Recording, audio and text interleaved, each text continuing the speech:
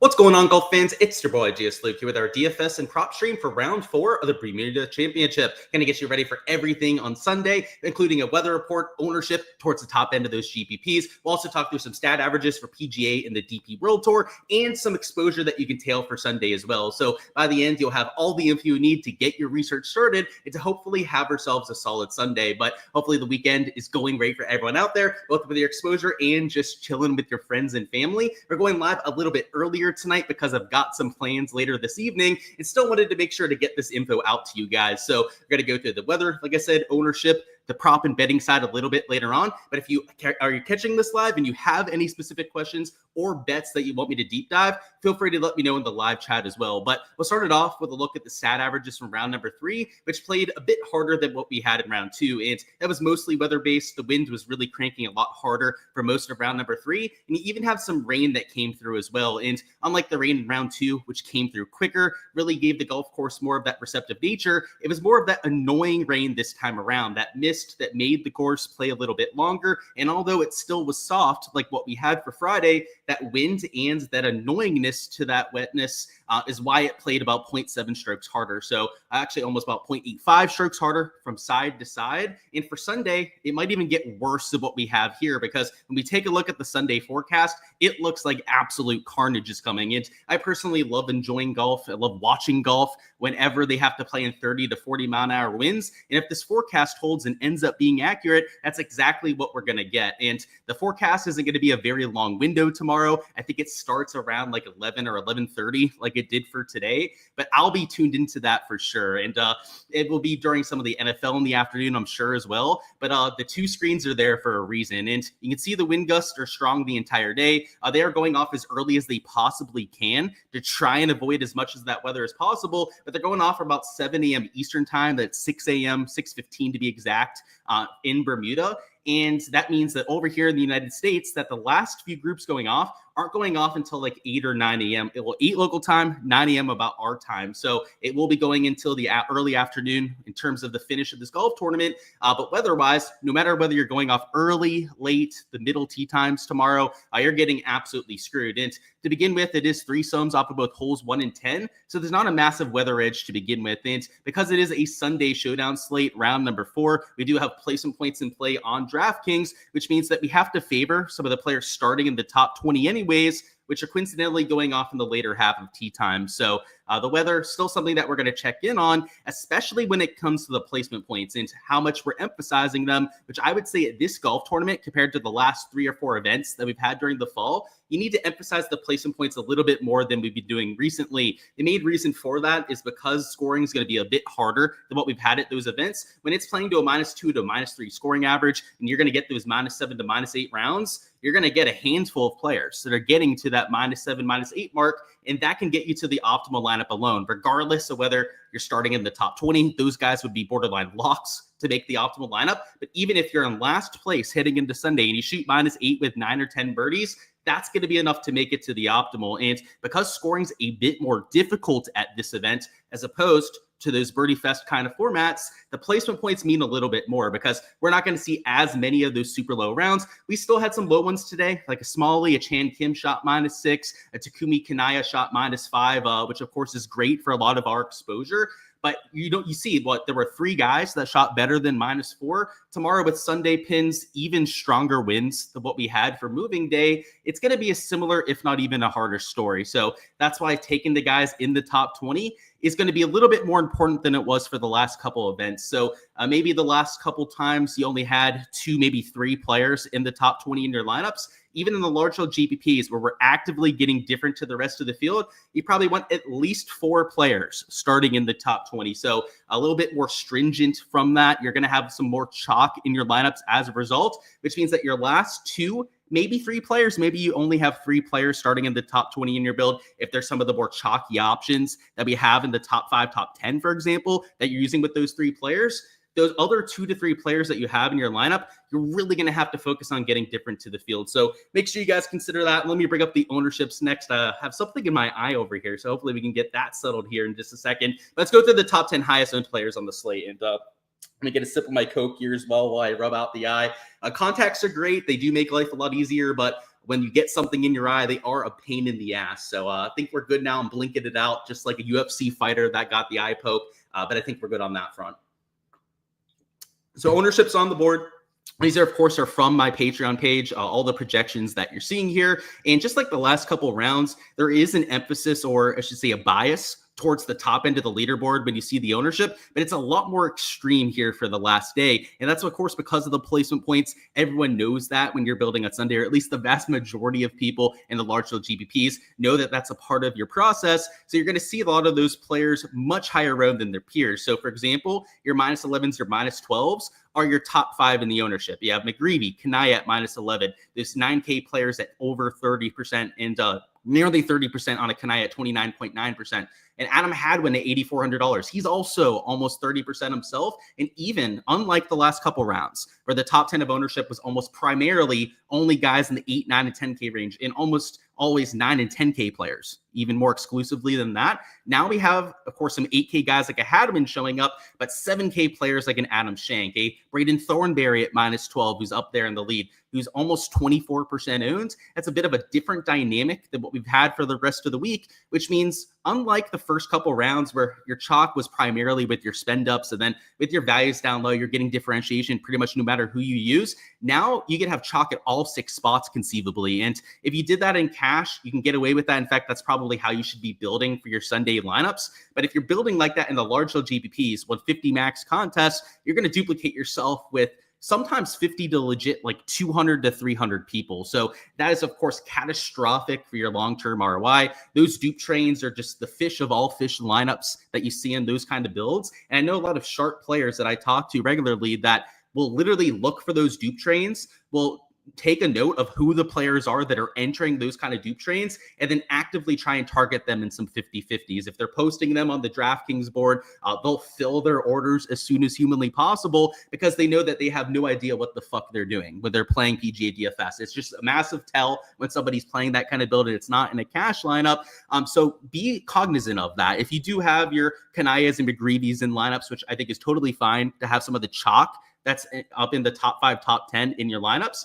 But when you start mixing in these guys like Thornberry, Shank that are a bit sketchier is where, you know, if you're going to use those sort of players, okay, I guess, but don't be pairing them up with 2 chalky guys in the 9 and 10K range. So it's just about being responsible with your ownership, allocating it the right way. And we want a bit more chalk on this slate than normal, but realistically for me, like my 6K options are never going to be chalk. I don't think I have any like real like 15 to 20 percenters in my lineup that are in the 6K range. And even in the 7K range, I think I only have 1 or 2 players that I'm using that are 15 to 25% there. And in those lineups where I'm using one of those 2 players, I'm probably getting different with at least one of my spend ups, if not even 2 of my spend ups from 8K plus. So it's all about finding that fine balance and knowing where the chalk is heading in. Which, speaking of, guys, if you guys want to download the sheet for yourself, it of course doesn't just have the top 10 projections on there like we're going over right now. It has every single player projected for Sunday. So that's my Patreon page, link in the description of the video to go out there and join that. Golf DFS tier is how you get access to that for just $15 a month. You not only get access to all the showdown sheets, but main slate for all these golf tournaments. Highly recommend checking out if you haven't already. And even if you're only entering like $20 to $50 per slate, it's a no-brainer at that kind of price point. It gives you all the data you need, all of my analysis, my entire player pool as well, which we'll mention here in just a second. But the data, modeling, all of that alone is well worth the $15, let alone the golf DFS stuff that the coaching that we go over in terms of building lineups, the community involvement, of course, all of the kind of analytics and stuff that we have for Showdown too, all well worth it from over there. Let's go through a few of the other guys in the top 10 of the ownership. So next up, we got a Vince Whaley. He is your most expensive player as well at $10,700. He's not quite at the very top end of the leaderboard, but considering his pricing, considering he's only 3 shots off of the lead, that's why he's about 24% owned. As Seamus Power's elite tier course history, also 3 shots off the lead. I've got him a hair over 20%. Same thing with a Michael Brennan at -5. Now, Brennan's more of just getting the ownership because of the price tag. And same thing with the Hoey. Hoey's only -4. You know, they're well off that lead. They're not really in placement point potential with those 2. Maybe they crack the top 10, like finish like 7th, 8th if they have a nuclear round tomorrow. But they're still getting the ownership because of where they are in the pricing. So there are a few guys up top like Nico Echeverria. I think there's another guy that's sub 15% that we have over 9K, but they are extremely limited, just like they have been for the last few days. The Big difference, I guess, is that the ownership in the 6 and 7K range tends to condense more than what you had for the first couple rounds. First couple rounds, especially rounds 1 and 2, when we had 120 players, people, especially in the 150 max contest, will give players a shot for the first couple days. Sunday Showdown, I know that the placement points matter, but it's like people only play placement points for Sunday, and that's not what you can do, at least if you want to have a lineup that's not duplicated 50 to 200 times. You have to make sure that at least in 1 or 2 spots that you're getting differentiation. And then the last guy here would be Chandler Phillips, who's minus 11, also towards the very top of the board. At $7,900, he's a bit more expensive than he probably should be. I believe he was in the 6K range for main slate contests, so that's why I only have him at about 18%. It's not like the leaderboard itself is the sole driver of ownership. It also depends on whether people are a good points per dollar value. And because Phillips is a little bit more expensive than he has been all week, that makes him a little bit of a worse points per dollar value, and is why his ownership's a bit lower than some of those other spend ups. So I think if you're going to take a 7K piece of chalk, I'd be a little bit more willing to if they're in that like 10 to 15% range. But these 17 to 20%ers that we have in that 7K range are just almost automatic cross-offs for me. So for these players up top, I think there's let me count them. 1, 2, I think there's like 4 of the top 10 that I have in laps. It might be 3 that I actually have in my player pool. The other 6, 7 players towards the very top, I am not using in my exposure. So just like the last couple of days, I'm being very aggressive with the ownership angle, even with the placement points in play. And the placement points, I think people love to focus on the top 5. The big dupe train, by the way, will be like 5 of the top, 6 players, and then maybe one other guy that makes it work salary-wise to round off that sort of lineup. The guys that are in that 10th to 20th range, which are just kind of just cut off of here, right? Which are right about 10th to 20th on the leaderboard, because that's the kind of correlation that we have between the leaderboard and the ownership that you have for tomorrow. This 10 to 20 range is where a lot of my plays are, because they're still towards the top. They still have a chance to get to the optimal lineup, but you're not going to get there by shooting +1, +2 tomorrow. Like these guys that are minus 11, if they shoot +1 tomorrow, they're not going to be anywhere close to the optimal lineup. Starting in the top 5, top 10 is not enough to get there alone. You've still got to shoot something respectable, like at least -2, I'd say, if you're towards the very top, probably at least -3. And -2 might get you there. Well, I guess we'll have to see. Maybe if you're a 6K range guy, you get away with that. But like -3, -4 is probably our target score for the optimal lineup tomorrow. There are going to be plenty of these guys in that 10 through 20th range to make a whole lot of sense for that, and that still have placement point potential that you're getting at much lower ownership that you have here towards the top. So that's normally where I go for my showdown process. And in terms of building our player pool, we don't have shot link data, just like we haven't had the entire week. But here are a few things that I'm considering for my pool. So we've got high upside players. That's normally always in there, regardless of the golf tournament that we're at. So that's a key cornerstone that's almost always going to be on this sheet. So guys that are high birdie or better percentage, that are aggressive players on the PGA Tour, that directly correlates to your Draftkings scoring. So I would always prioritize that in your process. Also, I'm looking at course history, because we've played this course quite a bit over the last 5-6 years. In fact, over the last 5 years, we have a full sample size to use from Port Royal Golf Club. Might as well use that for some of our value plays. And the thing is with these high upside and course history guys is that it doesn't matter whether they played well today. It doesn't matter whether they're in the top 5, top 10, or towards the very bottom of the guys that made the cuts. You can get on to players that are low owned, high owned with these sort of tags. It gives you a good diversity with your player pool. And that's really the case with all of these tags, except for the bottom one that we're going to go through, which is exclusively guys at the top end of the board. But we've also got Bermuda grass putters I'm mixing in. This isn't always something that I'm looking at in my pool. It's very specific to this golf course because we have Bermuda grass greens. But then the last tag here is the one that's a bit chalkier, and that would be the placement point tag, where I'm trying to take some of those guys that are in that top 20. And like I said, there are a couple that are in this top 10 in the ownership, but for me, that 10th or 20th range is where a lot of these PP tags are. So if you guys want to see my player pool, you guys can find that on the Patreon page.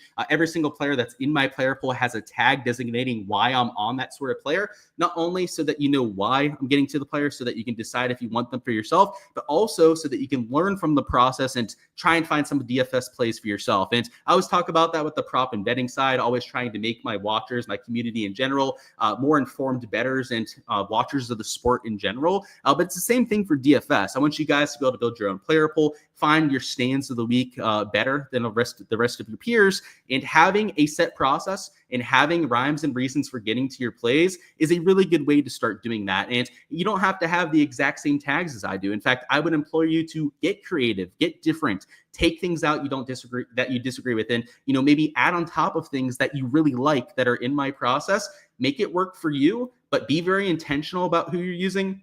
And consider the ownership as well. So Patreon page is a good way to get your projections for Sunday. And unlike a lot of the other websites that are half-assed this time of year that can't even bother to do their content, we're the true sweaty tryhards over here. The ones that are always putting in the work, always putting in the effort required at these sort of events. And when golf comes back around in January, for these events, they're not the biggest tournaments to take down in GPPs. Obviously, a little bit less betting action as well coming in this time of year, but we're going to be prepared when we get to January. Anyone that's been grinding it out with me over the last couple months, we're going to be so far ahead of the competition come the start of next season when everyone's scrambling to figure out what the heck happened over the fall swing. And the other part about it is that we don't have shot link data from these last couple weeks. So the people that are the model nerds, the people that are only going to look at the stats, right, and try and figure out who was playing well, are going to be like chickens without their heads. They're going to be, cut off, running around with blood squirting around, looking like complete idiots in the process. So luckily, you don't have to worry about that if you guys have been locked in like I have been over the last couple months. But to join the community, to take advantage of these projections, all the coaching that I provide as well for DFS, make sure to check out the link in the description of the video. But now let's go through some prop stuff. And we didn't quite have a prize picks board yet, at least for the PGA side. So we'll have to circle back and see if maybe they posted that for us. But let me see if there's any questions that we need to go through. We got Jose in the chat, said you played Gim, Fleetwood, McGreevy, and Rose together. We stay hot. And yeah, it was a good prop day. So obviously that's what you're alluding to with some of those props that we took. What was it? A 5-1 record. The only miss that we had today was, what was it? It was a DP World Tour prop. It was the one we did on live stream. Lowry, the 69.5 was the only miss that we had. But yeah, dude, if you played a 4-man slip, that was either 10x or maybe 6x if you flexed it. Good shit, my dude. Let's build on that, see what we can do for Sunday. And yeah, another 6x or a 10x wouldn't hurt, huh? We got Hooves in the chat. Welcome on in, buddy. Why are they teeing off so early? So they're an hour ahead. And to go back to the weather, it gets really bad towards the end of the day. So they're trying to avoid the 30-mile-an-hour sustained and this 40-mile-an-hour wind gusts that we have towards the afternoon. So that's probably the main reason for that. And yeah, for us, it's 6:15 a.m. It's going to be a tough and early one for sure. Smash the like button, John. You guys heard him. Get to it if you guys haven't already. You said you need Shank to shank it. Okay, I could see that. He hasn't had the best form recently. And what's going on, Goku Lect? Welcome on into the chat. A true sweaty tryhard that is normally here for every live stream. I know during the fall swing it hasn't quite been like that, but welcome on in, my dude. Hopefully you're having a fantastic day so far. Let's go through some prop stuff. So we're actually going to do the DP World Tour side first and then go through the PGA Tour, just so that maybe there's some extra time for us to get some PGA props. But on the DP World Tour side, it did play easier than rounds 1 and 2, even though the weather was essentially the exact same. And the main reasoning for that would be the pin locations. It was a moving day setup, especially on the back 9. They tried to give the players a little bit of a better chance to attack. So for Sunday, I do think the scoring average is going to get a bit worse than what we had here, but I think it's going to go back to the round 1 and 2 average, which was about minus 1.9. I think that when you split it by the morning versus the afternoon, even though course conditions are going to be very consistent from side to side, I actually think the PM is going to play easier. And it has to do with the more informed players, your better players in the field, teeing off towards the very second half. But you can see towards the early afternoon, it does pick up a little bit wind-wise, but it happened today. If we go over here to the DP World Tour observed weather, I can show you that. So the observed weather from round number 3 in the afternoon, it kicked up just like it's supposed to for tomorrow. So even despite that, just to show you the difference between the morning and the afternoon, it was about 1.2 strokes towards the PM side. So this scoring average at about minus 1.9 might be closer to 1.4, 1.5 under par for the first half of tee times. Second half might be playing minus 2.5. So again, slightly harder averages than what we had for today, but that's the kind of dynamic I'm expecting across the tee times. Then the birdie average was about 4.45 per round. It was 4.3 to 4.4 for rounds 1 and 2. So let's split it down the middle. Let's put it about 4.35 per round, a bit lower than what we had for round number 3. And looking at the board over here for Eurogolf, and it looks like we do have some prize pick stuff that we can go through for the PGA side.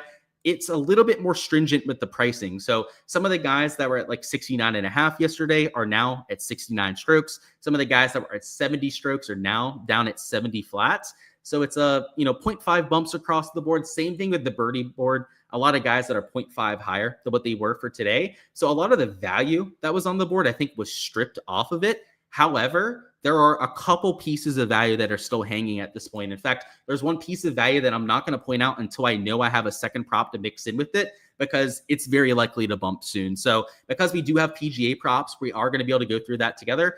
If not, I was going to defer to X/Twitter. I was going to post something for free over there for you guys to tail. But now that we do have some PGA stuff, let's just do that. So for PGA, we've got the round 3 stats at the top. It got a bit harder than round 3 because of the winds today. And arguably the weather tomorrow looks worse, but they're going off earlier to try and avoid a lot of the heavier stuff towards the late afternoon. But these averages, I think, will stay the same, if not get slightly worse. So maybe it gets closer to even par or slightly over par. Birdie average in that 3.4 to 3.5 range. Bogey or worse average in maybe like the 2.8 to 2.9 range. So I'm not talking about like drastic changes from day to day, but with 35-mile-an-hour wind gusts, it's going to be tough to putt. Your iron shots, your off the tee shots are obviously going to be impacted, but even your chips start to move on you when you're playing on that sort of weather. So that's why, round 2, it wasn't as bad from the weather standpoint, but this forecast, going back to the one at Port Royal that is, and this is for PGA, is the worst that we've seen all week. So HRDPS is the one I usually defer to.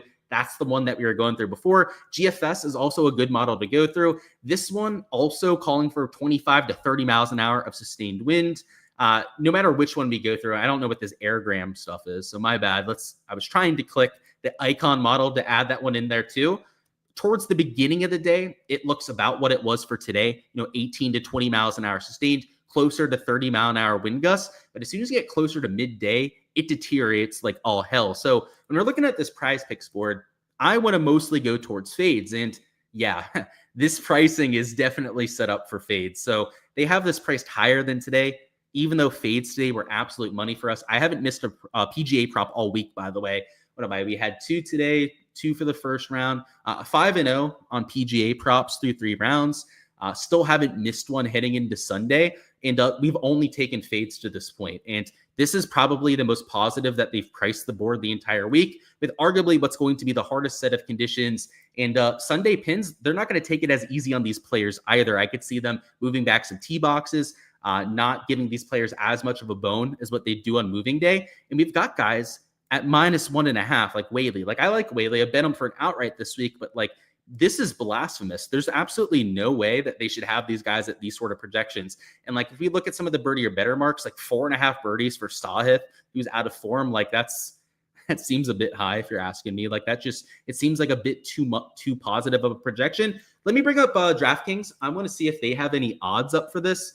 I'm assuming that there's going to be some fade value compared to those kind of odds. But yeah, looking at Draftkings, we actually don't have odds posted for them yet. So maybe this is why Prize Picks is posting such a boneheaded board, is because they don't have anything to compare to. So I would say in general, fades, I don't want to say like every prop looks pretty good for a fade, but almost every prop looks like it's probably too positive on the site. But trying to find some of the ones that really stand out. And again, I don't want to say it too quickly because Prize Picks and Underdog have been all over me, guys. Like, as soon as I mentioned on live stream, they're pretty much moving them. So I'm going to make sure I can at least catch it myself, and we can catch it here on live stream for the combination that we're taking. But like 69.5 for Sahith, they just got to shoot -2 to cover that. Sahith's not playing that kind of golf lately. Now, I might rather fade somebody that's a lower tier player than somebody like Sahith, who's like a legit guy, somebody I could actually see playing pretty well. But like a Nicholas Norgard-Muller, like what? He's not been playing well for like months. Like, what are we doing here? Like, I guess a Rico Hoey at -2, I could a little bit see because he's been playing lights out for the last couple months. But like, what are we doing here? Almost every projection you could argue would be value. Like a McGreevy over might be value at 69.5 strokes. Now, I think he's been playing a little bit better than Muller, so maybe he's the better option to take. But with this birdie or better board, I was eyeing guys like a Braden Thornberry. He's the second from last birdie maker on the PGA Tour. So if the average is about 3.5, like I'd be okay taking an under there. But these guys at 4 are really the ones that I was trying to look at. Like a Hoshino, I know he had the lights out round today. I don't know where he ranks for the year because I've never had to research a Rikuya Hoshino prop, but I can't imagine that he ranks out too well in that category since he's had such a down year. In fact, let me bring this up, and I guess we'll just do it here on the live stream together. I was just going to do it on my phone, but why not? Just bring out the PGA Tour website. If Hoshino is ranking outside like the top 120 in the category, then with that push equity at 4, like that might actually be the best spot to take. So let's see if he even has enough rounds to qualify. He might not. So yeah, he doesn't have enough rounds to qualify. But I have another way we can do it. We can go to bet the number. So bet the number, you can obviously run like a custom model, and then we can adjust it and just add birdie or better percentage. So let's do that. So here's bet the number. Let's go to custom modeling. And I think they have birdie or better percentage on here. Let's see. So they do.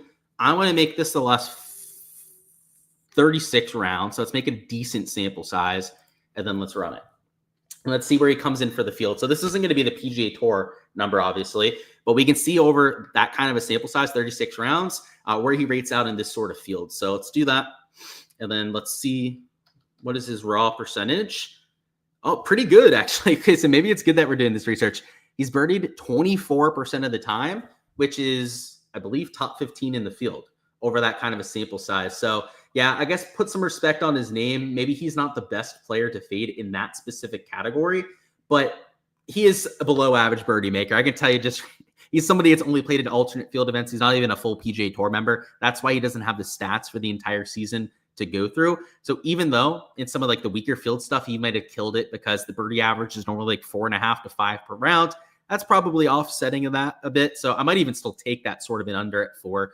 But yeah, the Brad Thornberry one. So just to show you that. Oh my God, why did I close the PGA Tour website on a wild goose chase over here?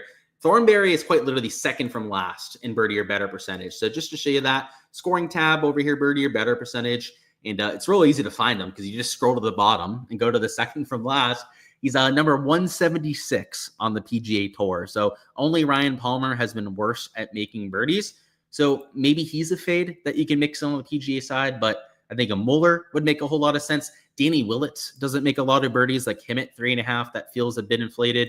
Frankie Sapin, I believe he's terrible in birdie or better percentage. Let's see where he ranks out. And I like Sapin. I think he's a great prospect. I think he's going to have to take another couple years to kind of figure it out. But look at that. He's number 171 on tour in birdie or better percentage. And unlike Thornberry, who's at 3.5, Frankie Sapin's at 4 flat. So we get the push equity at that kind of a number.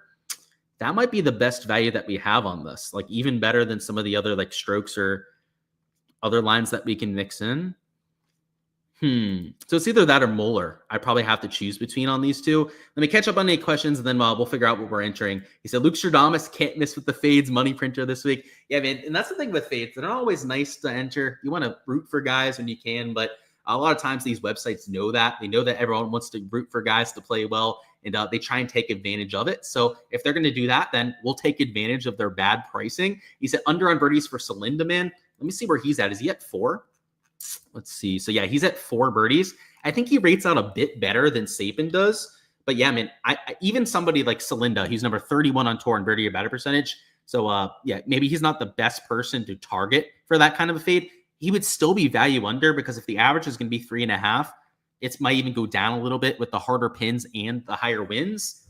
It's going to be hard to get to 5 birdies. I mean, that's 1.5 to 1.6 birdies that you're gaining to the field. That's way, way too much of an ask. And even to shoot -2 and to shoot 69, that's asking guys like Muller to gain nearly 2 strokes to the field, 1.7 strokes to today's field average. Again, it could get harder with the kind of Sunday setup that we have.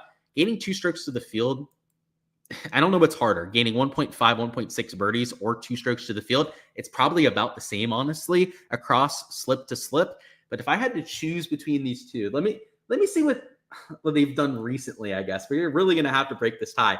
I don't think Sapin's been good all year, so he's probably going to be the one that's the better value. Yeah, I mean, look at this. Sapin has gained strokes once in his last, like, 20, like twice. Look at that. He was hiding over there at Zurich. But that's a team event where he was, quote-unquote, gaining strokes to the field. All those other losses, I think Muller's been a little bit better, huh? Let's see. I guess I'm going to have to type Nicholas to find them. Where is he at? Why is he not showing up? There he is, Nicholas Norgard there. So he's made one of his last 6 cuts, 2 of his last 8 cuts, 3 of his last 10. Ooh, not the best kind of track record, but a little bit better than what we had with Saban, right? It was just a sea of dark red that we had on him.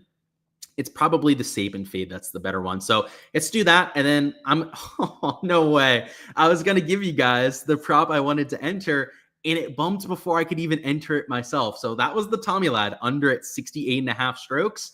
And it looks like the odds must have shifted on the DraftKings board because a lot of bumps are happening over here. So I do want to double check on what's happening on that side, because I do think that it's going to play similar to today. But if they're starting to bump down the entire board, there could be value in the opposite direction. So let's see what we have on here. So it looks the exact same to me. So maybe they're just bumping it down to more accurately reflect the kind of odds that we're going through. But yeah, Tommy Lad, who I played today, hit the under at 68.5. He was minus 155 for the under. That was the plus EV lane that I wanted to mix in.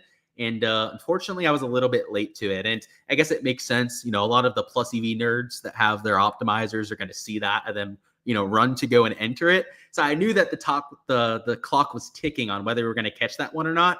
But yeah, outside of that, there were a couple guys at 70 that were kind of catching my eye, like maybe a Heltong, maybe a Thurston Lawrence at that 70 number, because that's essentially the projected field average.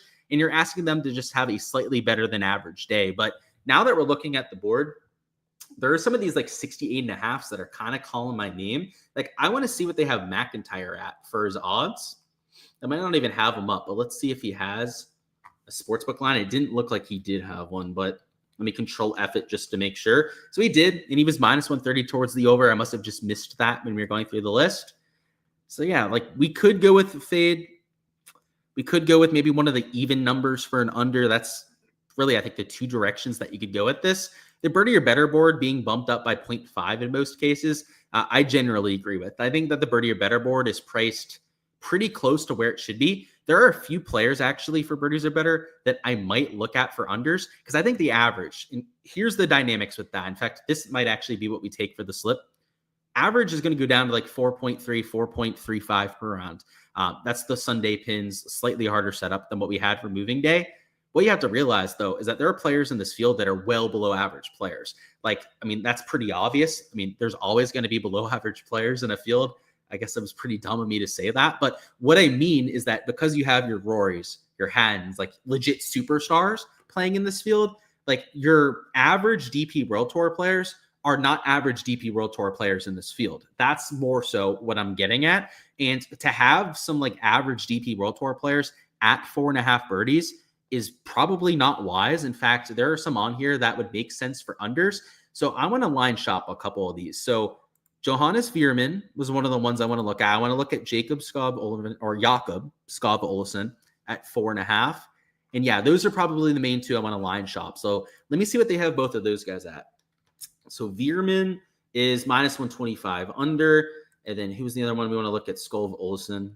Jeez Louise. He's minus 135 towards the under. And I do want to take a look at the yearly rankings because I'm not familiar with either one off the top of my head. I'm very familiar with the PGA Tour rankings off the top of my head, but not something I can do for these DP World Tour guys. We just don't see them all that often. But I'm assuming that Olesen's going to be ranking out as an average, maybe slightly above average birdie maker for the year. But let's not guess. Let's just go ahead and see so for ourselves. So Jakob Skov Olesen is number 64 on the DP World Tour in birdie or better percentage. So like I said, slightly above the average in that category, but a slightly above average DP World Tour player is not average in this kind of a field. This is the kind of field where it's the top 50 on the DP World Tour. So if you're 60 in birdie better percentage, that's outside of that top 50. And then you have all these other PGA Tour players that are in the mix as well. That's why I think that there's going to be some value towards the under on that. Now, I want to look at Veerman too. What does Veerman rate out? So Veerman's number 26. So yeah, he rates out a bit better in birdie or better percentage. This is going to be the 2-man combination that we take. It's going to be the Saban under at 4 birdies. Again, a lot of push equity at that number with what should be a 3.4 to 3.5 birdie average. He's ranked number 171 on the PGA Tour in making birdies, so well below average in that category. And then the Olesen one He's, again, an average to slightly above average DP World Tour birdie maker, but this is just a much stronger field than he's used to playing in. And the average is going to be below this 4.3 mark. So even if we're calling him a field average player, that would be slight value towards the under. If not, if we go out there and, normalize for the kind of field that we're in, right? We normalize for it being a strong field, the PGA Tour guys that are playing alongside with him, then he's a slightly below average birdie maker that we have. So that 4.3 average, we be projecting him probably 0.1 to 0.2 birdies below that sort of number, making this pretty solid line value as well. So it's a 3x payout because we're taking two different golf tournaments together, even though both of them are fades, which is why I choose to do it in this way. And which is why I didn't enter that Tommy Fleetwood prop before we got on the live stream here, because I wanted to take a PGA fade with it. But that's the gripes of betting sometimes. Sometimes the lines that you want aren't going to be available. I'm sure a lot of my subscribers can empathize with that, as a lot of the stuff that I play bumps because I'm taking value before it ends up moving. But so it goes as a bettor of the golf, as any sport rather, out there in the world. But that's all I've got for the round 4 live stream, guys. Go ahead, smash that like button if you guys haven't already. Also subscribe to the channel so you guys don't miss any of the content to come, which will include full breakdowns of the RSM Classic. So that's, of course, the last event of the fall swing this year. That'll be in Sea Island, Georgia. I've been there 4 of the last 5 years, very familiar with the golf course. Not planning on going this year. I am Sea Island out. I've seen that track enough. It makes me want to throw up in my mouth, honestly, going out there one more time. And every time I go, it's rainy, it's windy. And the last time I was there, it was 35 degrees. So that kind of traumatic experience. I got really sick the last time I went out there as well. I'll be enjoying it from the confines of Florida and in my 70 to 80 degree weather, probably watching from a golf course playing myself. So prefer that over freezing my ass off in Sea Island. But we should have shots gained metrics because it's in America and it's going to be an East Coast time as well. So no wonky timings like we have over there in Bermuda. And we can have ourselves a week. But subscribe so you guys don't miss any of that when it drops. The Patreon page is where you guys can find all the exposure that I'm playing for Sunday, any props I'm entering on Underdog and Prize Picks. Also, for the Golf DFS tier, that's where you guys can find the spreadsheet for before. It has all my projections for Sunday. But other than that, I wish you guys the best of luck with everything that you're entering, whether it's in the large GPPs or with any of that prop exposure. And I'll see you guys for the RSM stuff.